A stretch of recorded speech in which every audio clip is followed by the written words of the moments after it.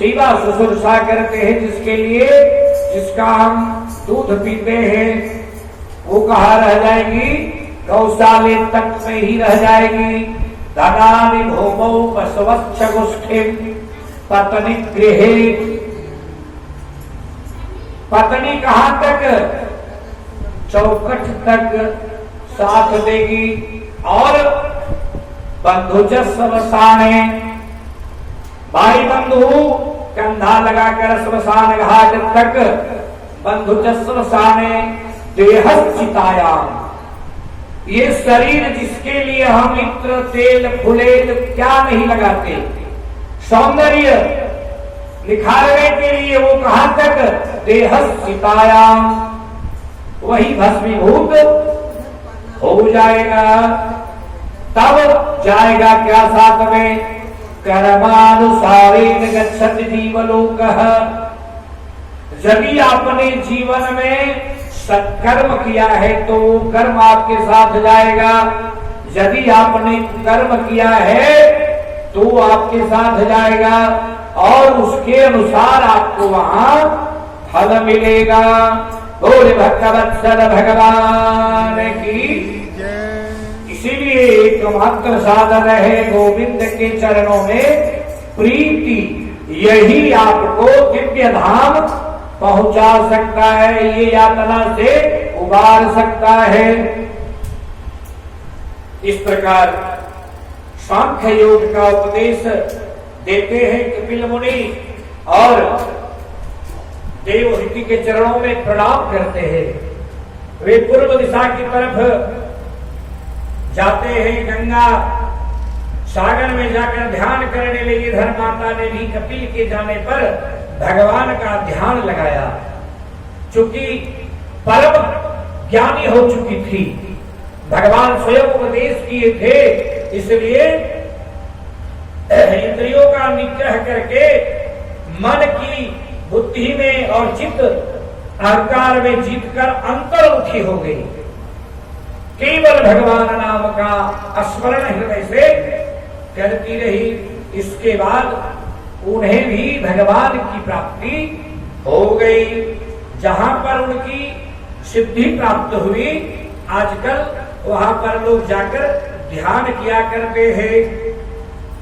इसमें कहा गया है महात्मा में, यदम शृणोति यो भिदत्ते कपिल मुनेर मात्मयोग गुह्यम भगवती कृधनि सुपर्ण केता वकुलभते भगवत पादारविंदम।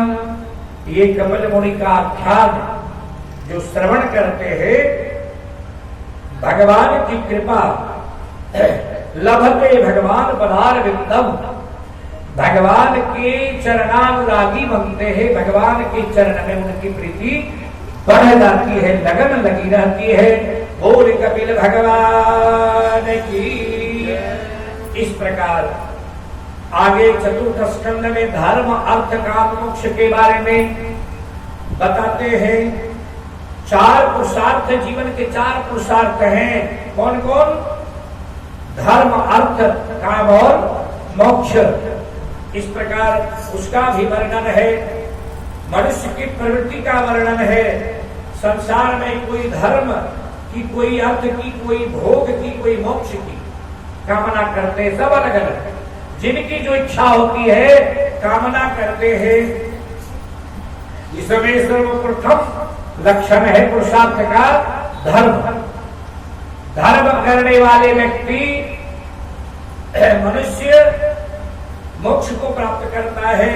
बीच में अर्थ तथा काम है। इसका तात्पर्य है जिसके जीवन में धर्म से प्रेम नहीं है, उसका जीवन दुखमय, अशांति है, ग्रह कलह है, चारों ओर अशांति, शांति नहीं रह सकती।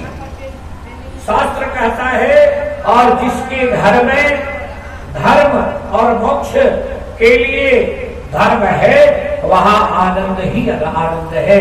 धर्म है अर्थात जहां भगवान की चर्चा होती हो, भगवान की कथा वार्ता पूजन होता हो, उस घर में साक्षात भगवान विराजमान करते हैं।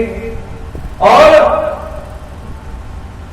जिस घर में केवल काम और अर्थ है उस घर में अशांति, कलह इत्यादि रहता है। पहला स्थान धर्म का और दूसरा मोक्ष का।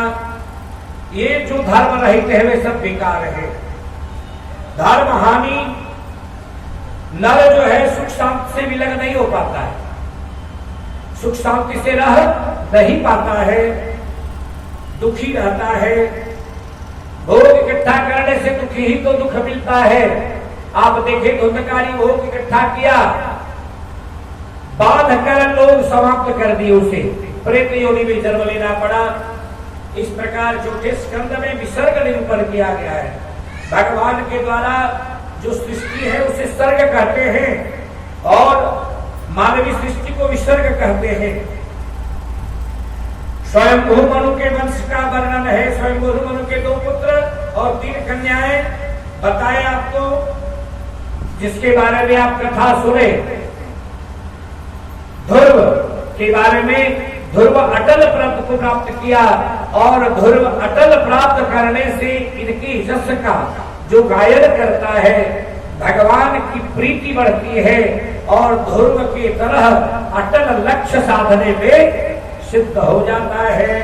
बोल गोविंद भगवान की जय। अब छोटी कन्या प्रसूति दक्ष को, ये दक्ष की 16 कन्या हुई,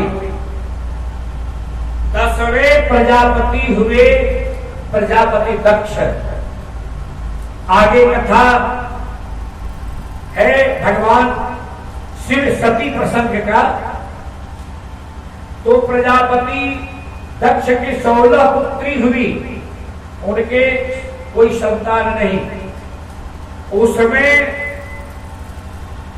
सती जो थी 13 को धर्म को दिया गया, 13 कन्या धर्म को दिया गया। एक यज्ञ भगवान को और एक धर्म को, एक ज्ञान को, इस तरह 16 कन्याओं को। तो सती जो थी प्रजापति दक्ष की पुत्री सती, सती का विवाह भगवान शंकर से हुआ।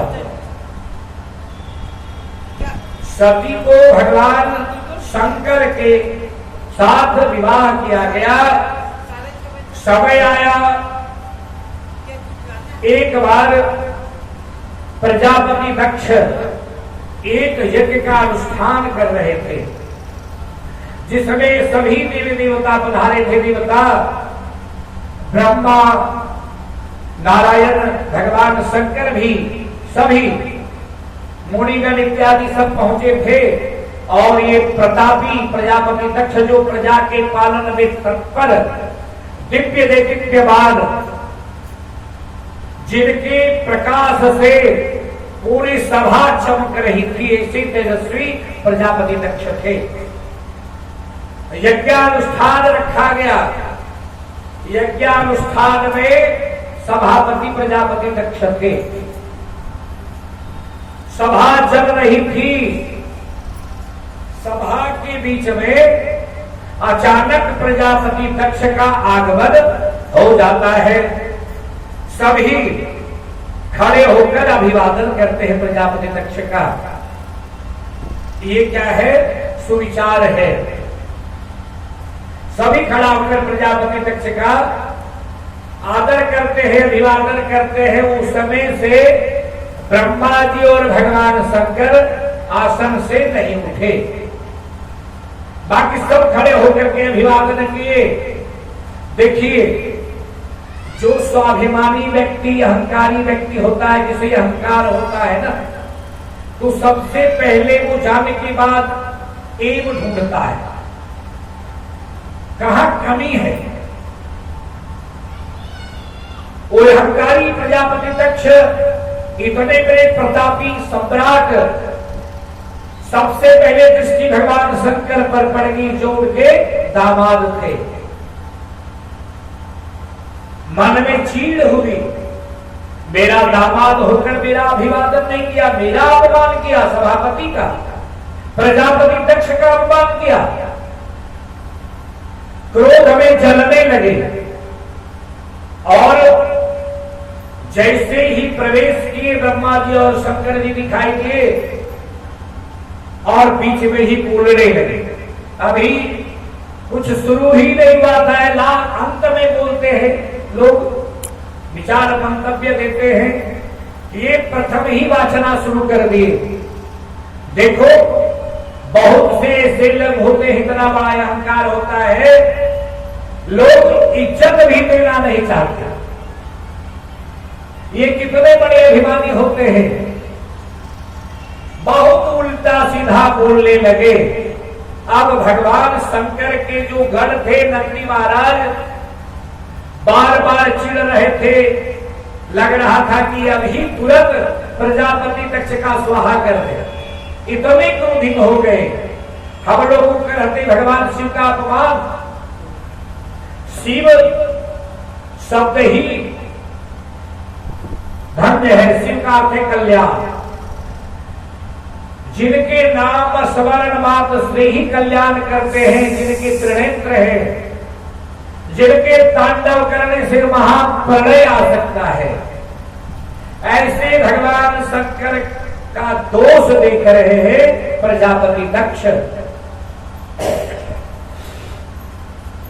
और जो है तुरंत कहते हैं, इस समय से कुछ ऐसे भी लोग हैं जो समाज में कभी जीवन में रहे ही नहीं हैं, और ये देखो शंकर इतना बड़ा अभिमानी, भूत प्रेत डाकनी साकनी गणों के साथ रहने वाला, इसे समाज क्या क्या अनुभव, ये सभापति का मतलब भी नहीं जानता, ये खड़ा क्या होगा, बहुत तरह के दुर्विचार को प्रकट करने लगा। भगवान शंकर शांत चित्त समुद्र है, भगवान शंकर देवाधिदेव महादेव, देवों के देव है महादेव, चुपचाप बैठे हैं। ब्रह्मा जी भी दृश्य देख रहे हैं।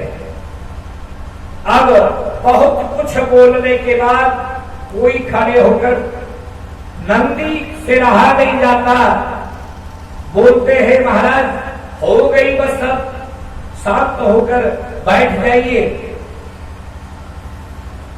इनके आचार्य थे भृगु मुनि, प्रजापति दक्ष के यज्ञाचार्य थे भृगु मुनि, रहा नहीं गया।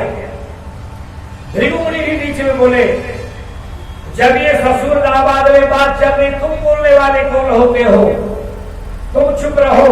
इधर ये नंदी महाराज भी बोलते, बीच में आप बोलने वाले कौन होते, बहस छिड़ गई। लगा कि ये कि नहीं, ये घोर महासंग्राम मच गया है। फिर सभी मिलकर शांत कराए मामला को, और अब समय आया हुआ है,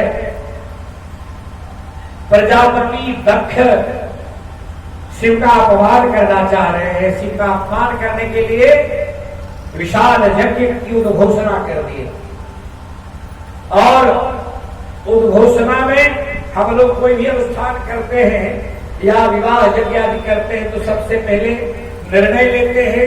निर्णय लेने के बाद योजना बनाते हैं, योजना के बाद मद, इसमें क्या खर्च है, सब कुछ बनाने के बाद निमंत्रण कार्ड छपवाते हैं। ठीक उसी तरह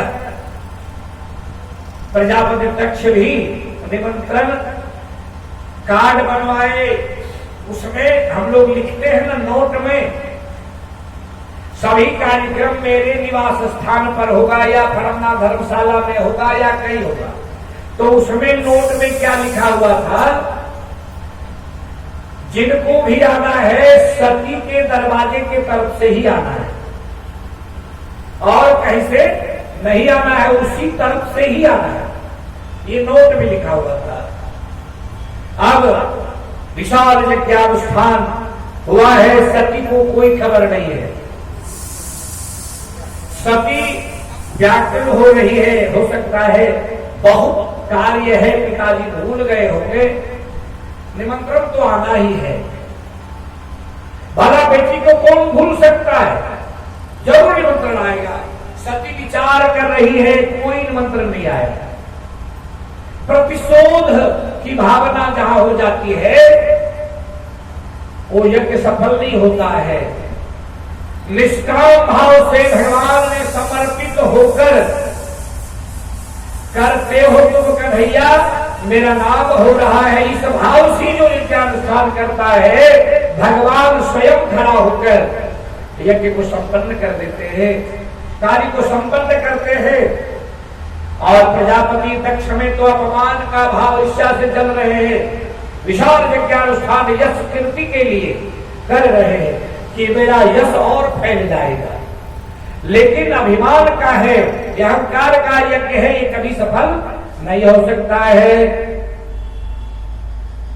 अब जितने भी देवी देवता जाते हैं विमान उसी ओर से जाता है, सती की दृष्टि पड़ती है।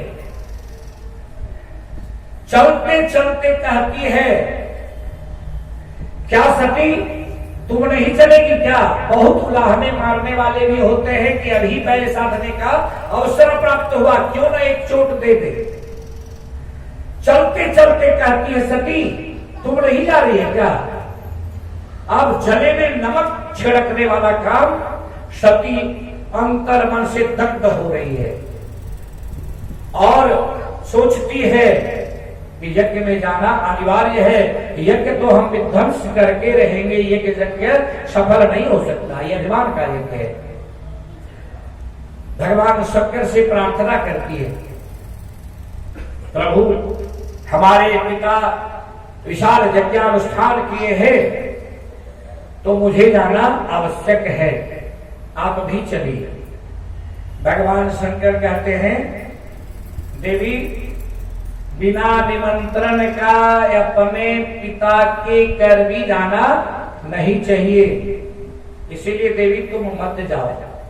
बार बार भगवान शंकर मनाते हैं।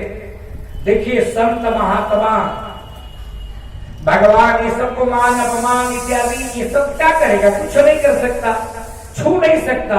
जो माया से परे है उनको माया से क्या लेना देना। जो स्वयं कीर्तिमान है, जो सत्य है, सत्यम परम धीमहि, उन्हें ये अज्ञानता का पर्दा क्या करेगा? भगवान कहते देवी तुम मत जाओ, हक छोड़ दो। सती कहती है नहीं, हम 7 वचन में हम लोग विवाह में कहवाते हैं कि यदि मेरे पिता के यहाँ कोई उत्सव विवाह आदि शुभ कार्य हो, नहीं निमंत्रण देने के बाद भी मैं जाऊंगी, तब मैं बामांगी होंगी। ये सप्तपदी में प्रतिज्ञा करवाते हैं विवाह